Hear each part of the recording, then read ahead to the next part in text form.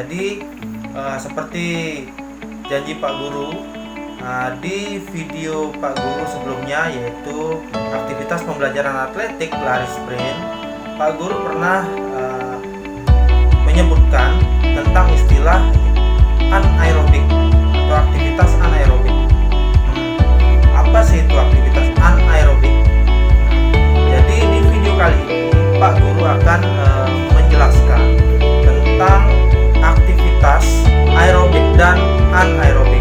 Jadi simak terus videonya dan jangan lupa subscribe, like, share, dan komen video.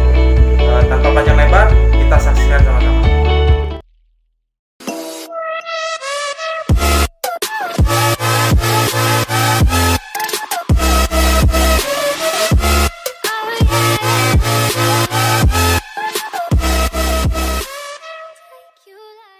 Baik Sobat SLC, jadi kita mulai saja langsung. Apa sih itu aktivitas aerobik dan anaerobik? Pertama Pak Guru akan jelaskan dulu apa itu aktivitas aerobik ya. Jadi aktivitas aerobik secara harfiah, aerobik itu berarti keadaan dengan udara. Nah, lalu apa itu aktivitas aerobik? Nah, aktivitas aerobik adalah aktivitas di mana kita pada saat beraktivitas itu memerlukan oksigen sebagai sumber tenaga atau bantuan oksigen sebagai sumber tenaga. Nah, bagaimana prosesnya? Nah, ketika energi itu tersalurkan di dalam tubuh, jadi energi itu memerlukan oksigen untuk memecah energi dan memberikannya ke bagian-bagian otot seluruh tubuh ya. Jadi dalam aktivitas aerobik yang dilatih adalah seluruh tubuh dan dengan intensitas yang panjang. Misalnya dalam hitungan setengah jam, 1 jam, atau 2 jam. Nah, jadi seperti apa bentuk latihannya? Nah, bentuk latihannya misalnya seperti latihan-latihan yang membutuhkan atau menggunakan waktu yang panjang, seperti senam aerobik.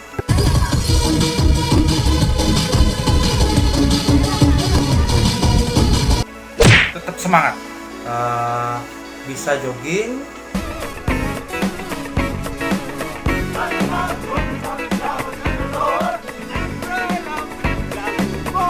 bisa mendaki, dan lain-lainnya dengan yang tetap semangat dikategorikan sebagai olahraga atau aktivitas dengan intensitas yang panjang. Lalu apa itu aktivitas anaerobik?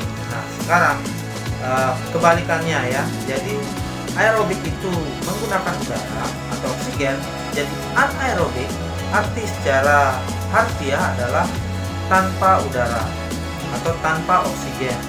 Nah, jadi aktivitas anaerobik dikatakan adalah aktivitas di mana kita melakukan sesuatu itu dengan tanpa oksigen atau misalnya seperti menahan nafas. Nah, bagaimana jenis kegiatannya? Ya, jenis kegiatannya yaitu kegiatan yang membutuhkan waktu atau intensitas waktu yang singkat, sangat singkat sekali. Kenapa? Karena ketika tidak ada oksigen, jadi pada saat beraktivitas otot itu hanya menggunakan cadangan gula dan glikogen di dalam otot itu sendiri ya. Cadangan gula dan glikogen itu akan cepat habis, cepat sekali habis, hanya dalam hitungan detik saja sudah habis.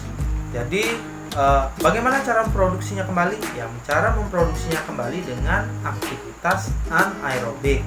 Jadi oksigen itu bisa masuk ke dalam tubuh dan energi itu bisa diproduksi kembali.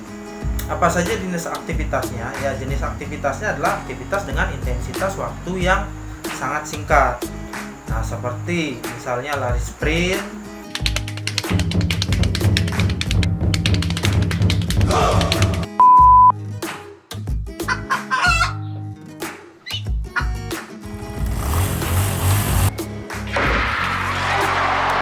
Safa Paul ist der schnellste aus den Blöcken. Jetzt kommt er und jetzt ist angkat beban. Nah, di sini angkat beban, walaupun dikatakan kita harus bernafas, tapi ada satu sesi ya di mana, atau satu fase di mana saat kita mengangkat beban itu ada keadaan kita tidak bernafas ya, atau menahan nafas ya, seperti mengejan lah istilahnya ya. Lalu apalagi aktivitasnya, bisa aktivitas latihan kebugaran, latihan kelincahan, dan latihan kalistenik. Kalau kalian apa itu kalistenik? Ya, kalistenik adalah latihan yang mengutamakan berat tubuh untuk pembentukan otot tertentu. Lalu apa sih bedanya latihan aerobik dan anaerobik? Nah, bedanya adalah latihan aerobik adalah latihan yang menggunakan intensitas waktu yang panjang untuk melatih seluruh tubuh. Ya, melatih seluruh tubuh. Jadi, energi, gula, dan glikogen itu disalurkan ke seluruh otot di dalam tubuh kita. Jadi bagaimana cara menyalurkannya? Ya, dengan bantuan oksigen. Lalu anaerobik yaitu adalah suatu latihan untuk membentuk hanya otot tertentu saja. Ya, jadi otot tertentu saja yang dilatih dengan intensitas waktu yang singkat. Ya, misalnya kan seperti lari sprint atau lari jarak pendek, itu yang dilatih ototnya adalah fokus ke otot tungkai atau otot kaki. Nah, lalu seperti angkat beban misalnya, dalam satu hari itu kita fokusnya ke latihan dada, seperti push up atau angkat beban, bench press, dan lainnya. Nah, itu hanya fokus ke dada saja. Jadi di sana aktivitas anaerobik itu berguna atau dilakukan. Lalu tujuannya apa? Ya, tujuannya beda ya tujuannya. Jadi masing-masing aktivitas punya tujuan tersendiri. Nah, aktivitas aerobik bertujuan untuk membakar lemak dan membakar kalori yang berlebih di dalam tubuh. Itu gunanya. Nah, jadi sangat baik sekali bagi kalian yang mempunyai program atau berencana untuk program penurunan berat badan atau penurunan lemak tubuh ya. Jadi sangat bagus sekali. Jadi intensitasnya panjang, jadi kalori bisa terbakar. Nah, lalu tujuan dari aktivitas anaerobik adalah untuk peningkatan massa otot dan peningkatan reaksi otot. Peningkatan reaksi otot dan peningkatan massa otot itu sangat berguna sekali ya. Berguna sekali untuk bagi kalian yang fokus di suatu olahraga tertentu. Misalnya seperti atlet ya. Misalnya atlet lari, atlet renang, dan lainnya, atlet sepak bola, basket, dan lainnya. Mana sih yang lebih baik?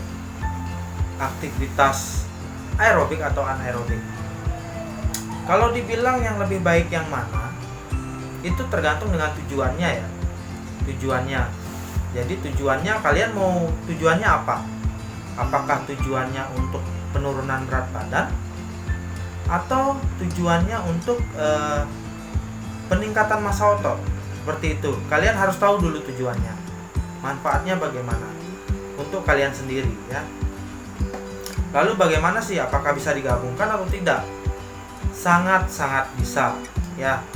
Bagi kalian yang berencana ingin menjadi atlet atau penurunan massa tubuh dan ingin tubuhnya tetap ideal, nah, tipsnya adalah menggabungkan antara aktivitas aerobik dan anaerobik.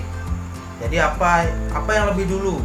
Ya, sudah jelas bagi kalian yang mempunyai berat badan berlebih harus menjalankan aktivitas aerobik dulu. Ya, gunanya adalah untuk menurunkan berat badan kalian dan penumpukan lemak di tubuh kalian. Nah, setelah kalian mendapatkan berat atau tubuh yang ideal yang kalian inginkan, nah, tugas kalian adalah untuk menjaganya agar tidak kembali lagi ke awal. Maksudnya ke awal itu adalah lemak kalian numpuk lagi, padahal sudah final, tetapi akhirnya kembali lagi. Nah, untuk menjaga itu, untuk menjaga tubuh kalian tetap ideal adalah dengan cara aktivitas anaerobik. Nah, jadi itu ya. Apakah bisa aktivitas anaerobik aja langsung tanpa aerobik? Capek. Tetap semangat. Aerobik harus waktunya panjang, capek, males atau mager atau apalah. Kenapa tidak langsung aja ke aktivitas anaerobik? Nah, ketika kalian yang punya berat badan berlebih langsung melakukan aktivitas anaerobik, maka yang terjadi adalah pertama, otot kalian tidak siap. Kedua, terjadi cedera. Ya. Setelah terjadi cedera, maka kecil kemungkinan otot yang kalian gunakan itu ketika cedera akan kembali lagi. Ya, kembali lagi seperti semula. Dan bila kembali lagi seperti semula, maka akan memakan waktu yang sangat lama. Ya, jadi harus bertahap dulu ya, seperti misalnya pendidikan ya harus dari TK dulu, setelah itu SD, SMP, baru SMA. Setelah itu ya terserah kalian ya, silahkan mau lanjut kemana. Nah, seperti itu tahapan-tahapannya. Nah, apa sih bentuk latihannya supaya tidak saya pertama harus aerobik dulu. Anaerobik maksudnya saya punya kegiatan yang sangat padat nih, sepertinya kecil kemungkinan saya untuk mengambil aktivitas anaerobik dulu hari ini, terus besoknya aktivitas aerobik, karena jadwal waktu bekerja saya atau waktu sekolah saya sangat padat, jadi tidak tentu waktunya untuk saya dapat berolahraga. Nah, bisa ada kombinasinya ya. Zaman sekarang sudah ada yang namanya HIIT training ya. HIIT training atau kepanjangannya adalah High Intensity Interval Training, yaitu di mana menggabungkan aktivitas aerobik dan anaerobik dalam satu waktu ya. Jadi dalam satu waktu itu bisa berapa kali repetisi ya, bisa beberapa kali repetisi tergantung kemampuan kalian sobat SLC. Nah, misalnya HIIT training itu seperti ini. Pertama, kalian harus merencanakan dulu HIIT training seperti apa yang kalian akan lakukan. Nah, misalnya seperti lari dikombinasikan dengan jogging. Nah, ketika lari dikombinasikan dengan jogging, yang pertama yang harus kalian lakukan itu adalah jogging dulu, misalnya selama 1 menit, jogging dulu selama 1 menit. Setelah itu langsung lari sprint atau lari cepat selama 10 detik. Setelah itu kembali lagi jogging atau lari pelan selama 1 menit. Lalu kembali lagi lari jarak pendek atau sprint, dipercepat lagi ya, lari sprint selama 10 detik. Nah, itu silahkan diulang antara 5-10 kali ya, atau mungkin tergantung dari kemampuan sobat ya, bagaimana enaknya. Nah, itu contoh lari. Lalu untuk yang lainnya bagaimana? Silahkan dikombinasikan, banyak ya, sangat bisa dikombinasikan.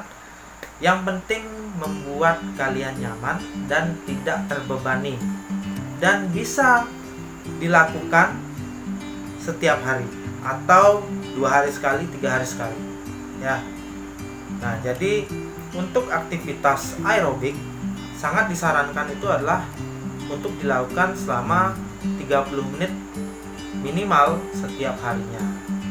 Dan untuk aktivitas anaerobik itu dilakukan maksimal 2-3 kali seminggu.